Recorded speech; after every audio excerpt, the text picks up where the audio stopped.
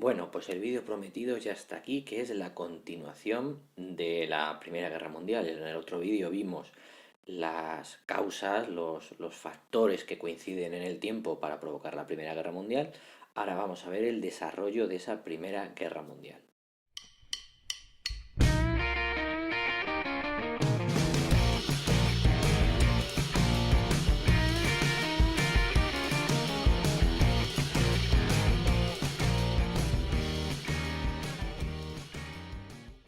Bueno, lo primero brevemente agradeceros que hemos llegado a los 1000 suscriptores, agradeceros que ya somos partner de YouTube, así es que tiene la contrapartida de que empezará a haber anuncios en los vídeos, tiene a favor pues que intentaré conseguir mejor material con el que hacer los vídeos, sobre todo intentar cambiar el portátil que ya tiene mogollón de años y tarda 1 hora por cada 10 minutos de vídeo, con lo cual imaginaos lo que puede tardar eso en renderizar y que no tenga más veces estos problemas horrorosos con el micro y cosas por el estilo. Dicho lo cual, segundo, recordar los frikis del Clash of Clans que esta tarde a partir de las 8 haremos directo en otra plataforma que ya sabéis cómo se llama. Buscar ahí mi canal de Clash of Clans, ¿vale? Está prometido y vamos a hacer, no sé lo que durará, yo que sé, 20 minutos, 30 minutos, no tengo ni idea, pero bueno, haremos directo de Clash of Clans. Y ya empezamos directamente con la Primera Guerra Mundial. Bueno, como podéis ver, otra de las cosas que necesito comprar urgentemente son rotuladores Veleda en condiciones y no los porquerías que compran en el chino, porque es que escriben, como veis, absolutamente nefasto. Pero bueno, fases de la Primera Guerra Mundial. Empieza todo, como sabéis, a mediados del año 14 con el asesinato del archiduque Francisco Fernando. ¿Vale? El emperador austrohúngaro Francisco José, el marido de Sisi emperatriz, ha perdido sus hijos, no tiene hijos y entonces necesita designar como sucesor al imperio austrohúngaro un nuevo heredero. Y tiene varios sobrinos y va a elegir a Francisco Fernando. Vale, este Francisco Fernando luego va a resultar que es un hombre, entre comillas, moderno, ¿no? Es un hombre que cree en que se necesitan pequeñas reformas dentro del imperio supercarca austrohúngaro y eso hará que Francisco José no vea bien a su supuesto heredero Francisco Fernando. Esto, hay unos documentales en YouTube que se llaman Apocalipsis, que están hechos por franceses, están muy bien, lo explican perfectamente cómo cuando le avisen a Francisco José, que estaba cazando, que han matado a su heredero Francisco Fernando, pues prácticamente se alegra de que le hayan matado, diciendo, mira, me han arreglado una cosa que yo había liado, tenía que haber elegido a otro sobrino y no a este porque este es demasiado moderno. Bueno, el caso es que asesinan a Francisco Fernando. Ya haré un vídeo sobre el asesinato de Sarajevo, ¿vale? Porque con las cositas que he ido investigando, la verdad es que tiene chicha y yo creo que se puede hacer un vídeo bastante interesante sobre el asesinato de Sarajevo. Bueno, eso ocurre a finales de junio, 28 de junio del año 14. Austria, claro, pillan a los asesinos, resulta que son bosnios, pero resulta que son bosnios ayudados por los serbios. Se descubre bueno, pues que el servicio secreto serbio ha estado detrás de este asesinato. Así es que Austria le da a Serbia un mes para que le entregue a todos los responsables, cierre una serie de periódicos y bla, bla, bla, bla. Serbia le dice que va a ser que no, que en otro momento, que son un país soberano y que no van a entrar en esas historias. Así es que un mes después, Austria le declara la guerra a Serbia. Y ahí empieza ese, por lo tanto ya nos vamos a finales de julio, el 28 de julio, de alianzas del que hablamos en el otro vídeo, que eran ocultas y que estaban ahí. Por un lado tenemos que Austria le va a declarar la guerra a Serbia, ¿vale? Entonces Serbia va a pedir ayuda a sus primos hermanos los rusos. Así es que Austria pide ayuda a sus primos hermanos los alemanes, que desde que se unificó Alemania con derrotas austríacas, pero con paces no humillantes, se llevaban bastante, bastante bien. Entonces, cuando Serbia y Rusia ven que los austrios alemanes van contra ellos, pues estos piden ayuda a los franceses. Y aquí es donde viene el problema de estos, porque en este lado pues va a caer el Imperio Otomano, por ejemplo, e incluso al principio van a tener a Italia. Lo que pasa que Italia, según vaya pasando la guerra, Italia se va a pasar a este bando, al que cree que va a ganar. No os fiéis mucho de un italiano que, como yo suelo decir, no han ganado una guerra desde Julio César, así es que no os fiéis mucho. Y por si fuera poco, aquí vamos a tener a Gran Bretaña y hacia el final de la guerra vamos a ver cómo se une Estados Unidos, ¿vale? Entonces, más o menos esos son los dos bloques que se van a configurar por ese juego de alianzas. Este le declara la guerra a Serbia, Serbia pide ayuda a su amigo, este pide ayuda a su amigo. Entonces estos piden ayuda a su amigo, estos piden ayuda a su amigo. Al final, una cosa que podía haber sido bastante constreñida en el campo militar se convierte en una cosa absolutamente mundial. Y entonces ya estamos finales de julio, empezaría esa primera fase. Esa primera fase va a llevar desde, ya os digo, pues mediados, vamos a poner julio. Desde julio va a llevar, vamos a poner por ejemplo aquí hasta noviembre. Del 14, esta es una fase que en algunos libros le llaman la guerra de movimientos, es decir, movimientos rápidos, intentando avanzar y ganar la guerra en un verano que no pase más del verano, que es lo que ellos pensaban. Esta guerra va a durar el verano, nos matamos, nos desahogamos, configuramos las nuevas fronteras aquí para demás colores. ¿Cuál es el problema? Que no se acaba la guerra, ni muchísimo menos, porque todo el mundo lo tenía previsto, ya lo dije en el otro vídeo, todo el mundo estaba preparado. Y los franceses, por ejemplo, han llenado de trincheras toda su frontera con Bélgica porque preveían que los alemanes les iban a atacar por ahí. Y los rusos pues son un enemigo duro de pelar. Así es que los alemanes por primera vez cometen este error. Lo increíble es que luego en la Segunda Guerra Mundial lo vuelven a cometer, pero bueno, en la Primera Guerra Mundial cometen este error de tener dos frentes. El frente occidental con Francia y el frente oriental con Rusia, obligándoles a dividir su ejército. Austria se va a dedicar a los Balcanes principalmente y el Imperio Otomano un poco pues allí por donde puede a defenderse de los rusos o de los ingleses que les van a intentar ir mordiendo posesiones, ¿vale? Entonces vamos a dejarlo así, voy a limpiar un poquito la pizarra y sigo poniendo cosas. Segunda fase, ya hemos visto la fase de movimientos, que sería pues ese verano del 14. Vamos a ver la siguiente fase que va a ir desde este otoño, por decirlo así, del 14 y vamos a estirarlo pues hasta aquí, hasta la, vamos a poner primavera del 17, ¿vale? Hasta la primavera del 17 son 2 años, un poquito más de 2 años de otoño, vamos a poner así, de fase. Esta es la fase de las trincheras, que quizá es lo más característico de la Primera Guerra Mundial. Se van a pasar 2 años estancados por completo en las trincheras, sin poder avanzar y sin poder solucionar sus problemas. La verdad es que esto quizá es lo más espectacular de la Primera Guerra Mundial, como podéis ver, la guerra de trincheras. 200 millones de fotos, 200 millones de vídeos, ya os digo, en esos documentales que tenéis en YouTube que se llaman Apocalipsis de la Primera Guerra Mundial, se ve muy bien la vida en las trincheras. En la película 1917 que llevaron a los Oscars, yo creo que hace un par de años, se ve muy bien esa vida en las trincheras, humedad, piojos, ratas, bueno, unas condiciones de vida absolutamente lamentables, falta de comida, falta de higiene, falta de suministros. Hay imágenes, hay vídeos de cómo los soldados, para protegerse de las ratas, se hacían como unos cofres de alambre para ponérselos por encima, como si fuera un féretro, se lo ponían por encima para poder dormir sin que las ratas les mordieran por la noche. Se ven, hay imágenes, hay fotos de soldados con un palo, con las no sé cuántas ratas que han matado en ese día o en ese fin de semana, o sea, unas condiciones lamentables. Tú estás metido en una zanja con además unos inviernos bestiales que cayeron en esos años, lluvias, fríos, nieves, y no puedes subir porque en cuanto subes y saltas la trinchera, pues lógicamente estás al descubierto y el de enfrente te puede pillar fácilmente y te puede matar. Alambres de espino, configuraciones en zigzag, varias líneas de trincheras, los que están en primera línea a las semanas pueden ir pasando de líneas y los de atrás van pasando hacia el frente para ir un poco renovándose.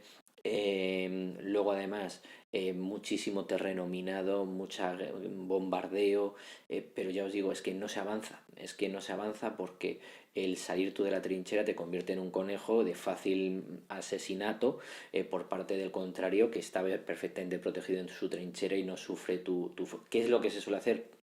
Fuego de artillería sobre las trincheras enemigas para que estén un poco asustados y mientras están protegiéndose de tu fuego de artillería tú intentar avanzar. Problema, el camino de en medio, el campo de en medio está hasta arriba de bombas antipersona. ¿Qué solía hacer la gente? Ir corriendo de agujero en agujero, porque allí donde hay un agujero es que ya la bomba antipersona ha estallado y ya ha reventado lo que sea, un caballo, una persona, lo que sea. Por lo tanto, ahí ya no va a haber más bombas. Entonces, esto era un juego de ir de agujero en agujero. Ya os digo, la película está de 1917, se ve muy bien los efectos de este tipo de bombas antipersona. Así es que no, vamos a estar parados con hechos curiosísimos. Por ejemplo, en la Navidad del año 14 para el 15, en un pueblecito francés, paran la guerra y deciden celebrar la Navidad. Es un hecho histórico y se intercambian regalos, se intercambian dulces típicos, los alemanes con los franceses con los alemanes. Creo recordar que incluso hay un partido de fútbol entre unos y otros, o sea, una cosa curiosísima y termina esa especie de tregua de la Navidad y venga a matarnos lindamente. Entonces, durante esos 2 años, guerra de trincheras, los frentes bastante estancados, no hay avances ni por uno ni por otro lado, mucho que te reviento, mucho no sé qué. Aquí, por ejemplo, aparece importante la guerra de los submarinos, son los alemanes los que más van a usar esa herramienta contra los contrarios, esa guerra de los submarinos, porque ven que les llegan suministros a los franceses a través de los barcos ingleses y también estadounidenses. Así es que bastante importancia de la guerra submarina en estos casos. Pero digo, bastante estancado el frente hasta el año 17 más o menos la primavera. Vamos a ver qué pasa ya de la primavera del 17 a noviembre del año 18. Bueno, os he puesto aquí lo que nos queda, ¿vale? Primavera del año 17. En el frente ruso, pues tenemos a una Rusia que se quiere salir de la guerra. Tiene un partido bolchevique liderado por Lenin que quiere sacar a Rusia de la Primera Guerra Mundial y los alemanes estarían encantados de que Rusia abandonara la Primera Guerra Mundial. El problema es que Lenin está en Alemania, no está en Rusia, para animar a sus seguidores. Así es que los alemanes le ponen un tren, literalmente le ponen un tren a Lenin para inyectarlo en el corazón de Rusia y que Lenin pues dé sus mítines y anime a sus bases para dar un golpe de estado que saque a Rusia porque Alemania está estancada y está desesperada por acabar con ese frente ruso. Entonces tenemos una revolución bolchevique en el mes de febrero-marzo. Lenin, si no recuerdo mal, llega en abril, da su mitin de las tesis de abril y no sé qué. Pues lo primero es sacar a Rusia de la guerra, no sé qué, y luego ya la revolución, ta ta ta ta ta ta ta. Es un fracaso, se tiene que esconder y luego vendrá ya la revolución gorda que será de octubre. En octubre del año 17 va a ser el golpe de estado definitivo por parte de los bolcheviques que ahí sí triunfa y consiguen sacar a Rusia de la Primera Guerra Mundial. Pagarán un precio por ello porque los alemanes dicen, oye, no te vas a ir de rositas, que a mí me has matado tal. Y entonces pues Rusia ha tratado, está el tratado de Brest-Litovsk, en el que pierde las repúblicas bálticas, Estonia, Letonia, Lituania. En Rusia cede esos territorios, libera esos territorios, Estonia, Letonia, Lituania, en el Tratado de Brest-Litovsk. A cambio, Alemania deja de acosarla, que estaba encantada de dejar de acosarla, y Rusia se nos pira. Bueno, se nos va uno y nos entra Estados Unidos. ¿Por qué? Porque Estados Unidos está hasta el moño de que los alemanes le hundan barcos con sus submarinos alegando que llevan armas hacia los ingleses o hacia los franceses. Así es que en el mes de abril Estados Unidos le declara la guerra a Alemania. Fijaos que aquí estamos continuamente hablando de Alemania, que el que lo lió todo era Austria, y de Austria casi no estamos hablando nada porque Austria es un ejército anticuado, es un ejército poco operativo, grande, pero poco operativo, un poco como el ruso. Lo que pasa que el ruso da más miedo que el austríaco porque son más soldados, y aquí el peso lo está llevando Alemania claramente. Bueno, el caso es que Estados Unidos entra en guerra con cientos de miles de soldados, con armas de última generación, y además es un país que viene de refresco, en una contienda que llevan ya, pues fijaros, 3 años matándose, en el que los países están absolutamente agotados, que lo que quieren es que acabe la guerra ya, pero nadie dice cómo acabarla ni nada. Y llega a Estados Unidos y llegan sus soldados y llega la pandemia, que esto también hay que decirlo.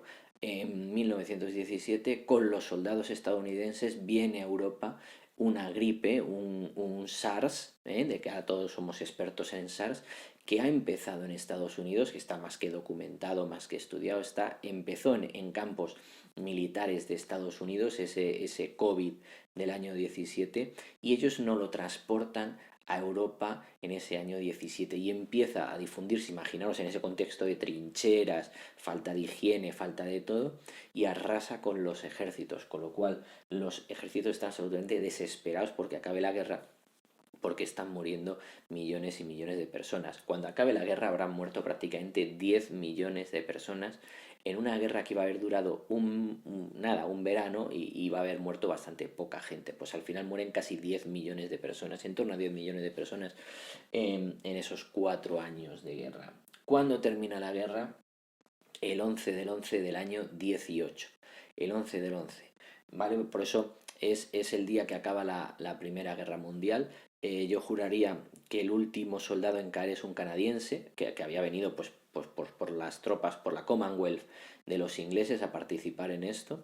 Y ese día termina, y suenan las sirenas y se acaba la guerra porque los países aliados, recuerdo, Francia, Inglaterra, Estados Unidos, pues se están cercando a Alemania, Austria no tiene nada que hacer, Italia ha cambiado de bando y Alemania firma el armisticio, dice, mira, me rindo y ya está, sin condiciones. Ese sin condiciones se va a firmar en un ferrocarril importante, este ferrocarril, estos vagones son importantes porque para los alemanes era una humillación lo que se hizo en ese vagón, el firmar me rindo sin condiciones, acepto todo lo que tú me pongas, dejar de pegarme ya y vamos a dejar de parar esto, ¿no? Entonces para los alemanes eso va a ser una humillación, tener en cuenta ese ferrocarril porque 20 años después ese ferrocarril lo tiene Hitler y se dedica a pasearlo por Europa y cuando va invadiendo países, sobre todo Francia, obliga a los franceses a firmar su rendición en ese ferrocarril. Para que veáis la importancia de los símbolos, pues ese ferrocarril lo va a pillar Hitler